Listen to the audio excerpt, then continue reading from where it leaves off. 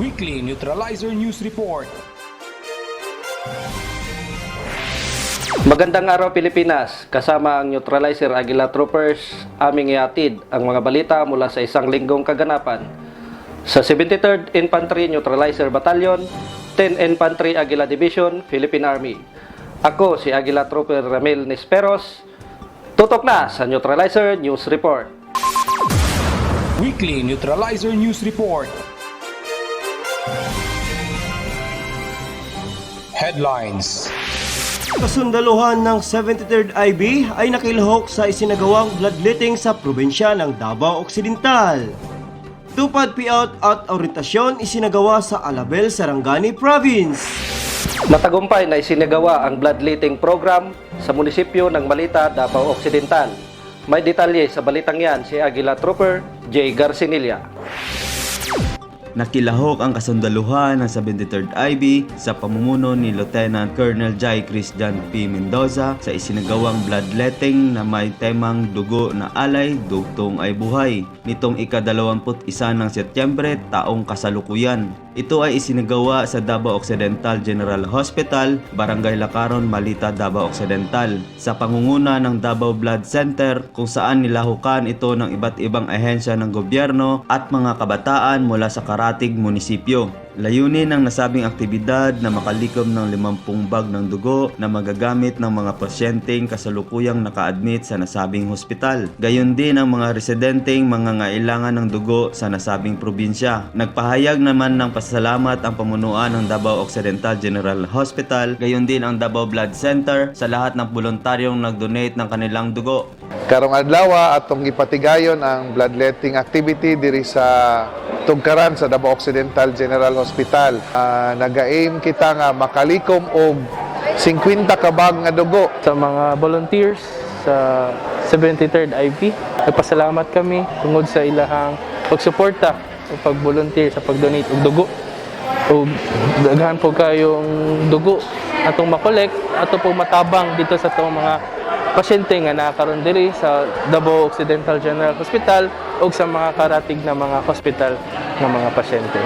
Gusto lang nako pasalamatan ang 73rd Infantry Battalion and sa tanang mga civilians and other agencies na nagtabang para makadonate karong adlaw. Dugo na alay, dugtong ay buhay. Ang kasundaluhan ng 73rd IB ay patuloy na sumusuporta sa mga aktibidad at programang makapagpapanatili ng kaayusan at katahimikan sa lugar na nasasakupan nito. Mula dito sa Malita, Davao Occidental, Aguila Trooper J. Garcinia para sa Neutralizer News Report. Pinangunahan ng Department of Labor and Employment, Region 12, ang tupad payout at orientasyon sa mga benepisyaryong displaced workers ng Datalanggas, Alabel, Sarangani Province. Nakatutok sa balitang yan, si Aguila Trooper Romeo Matinao. Pinangunahan ng Department of Labor and Employment Region 12 katuwang ang lokal na pamahalaan ng Alabel, Sarangani Province sa pamumuno ni Honorable Mayor Vic Paul M. Salarda at kasundaluhan ng 73rd IB.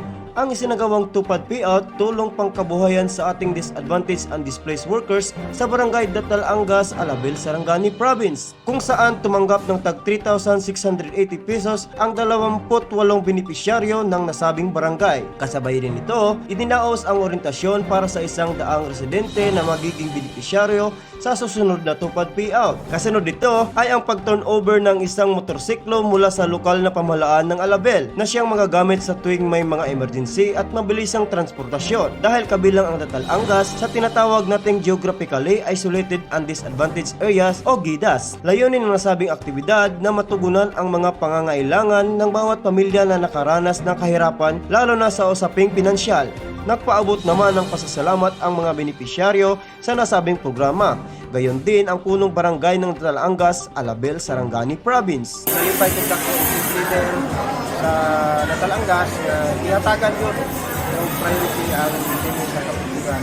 Ang kasundaluhan ng 73rd IB, katuwang ang lokal at nasyonal na mga ahensya ng mga gobyerno ay patuloy na magtutulungan upang mapanatili ang kaayusan tungo sa maunlad na pamayanan.